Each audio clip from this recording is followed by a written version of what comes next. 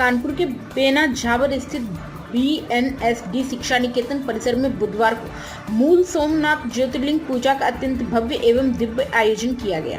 Art of living के संस्थापक श्री रविशंकर के मार्गदर्शन में संचालित इस राष्ट्रव्यापी आध्यात्मिक अभियान के तहत ज्योतिर्लिंग के दर्शन पाकर हजारों श्रद्धालु भाव विभोर हो उठे। पूरा वातावरण वैदिक मंत्रोच्चारों और बम बम भोले के जयघोष से भक्तिमय बना रहा। कार्यक्रम का विधिवत शुभारंभ बेंगलुरु आश्रम से पधारे स्वामी भव्य तेज जी द्वारा किया गया। उन्होंने अत्यंत सूक्ष्म और प्रभावशाली वैदिक रीति से पूजन संपन्न कराया, जिसमें शहर के गणमान्य नागरिकों सहित भारी संख्या में भक्तों ने सहभागिता की। श्रद्धालुओं ने ज्योतिर्लिंग के दर्शन कर आध्यात्मिक शांति और ऊर्जा की अनुभूति प्राप्त की। मैं Puneet Awasthi, media coordinator, art of living Kanpur से आप सभी का स्वागत करता हूं। आज का कार्यक्रम सोमनाथ ज्योतिर्लिंग की पूजा की उपलक्ष्य में हो रहा है और हमारे साथ में हमारी सीनियर टीचर सरोज नागरथ जी हैं, जो इस कार्यक्रम की विस्तृत जानकारी आपको देंगी। थोड़ा जोर से। आपका परिचय?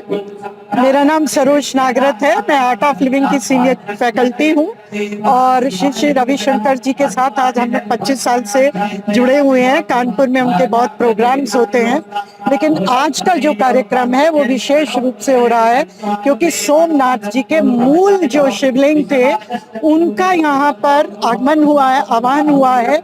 आज से 1000 साल पहले सोमनाथ जी का जो मूल शिवलिंग था उसको गजनी ने कितनी बार तोड़ा, लेकिन 18वीं बार उनको सफलता मिली और उसको कुछ पंडितों ने इतना भावुक होके रो के उनको अपनी गोदी में लेकर उनके जो टुकड़े थे, अवशेष थे, उनको लेकर वे दक्षिण भारत चले गए और दक्षिण भारत में जाकर उन्होंने पीढ़ी दर पीढ़ी जाकर उनको गुप्त रूप से उनके जो है पूजा करते रहे।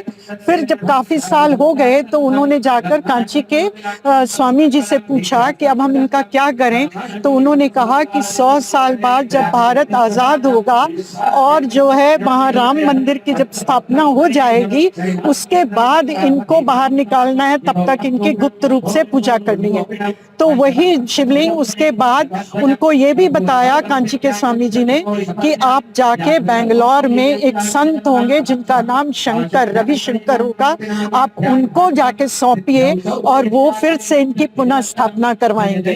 तो श्री जी ने एक बहुत सुंदर ये अवसर निकाला कि हम पूरे भारत में इन मूल अवशेषों को दर्शन के लिए व्यक्तिगत रूप से हर एक को करा सकते हैं, क्योंकि हर एक व्यक्ति तो सोमनाथ में नहीं जा पाएगा, है ना।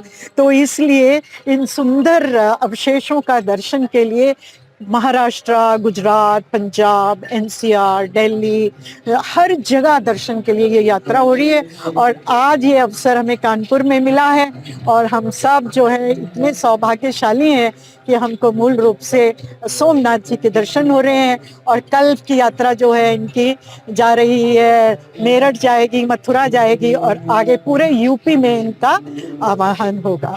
प्राइम संदेश न्यूज से संवाददाता मयंक सैनी की रिपोर्ट।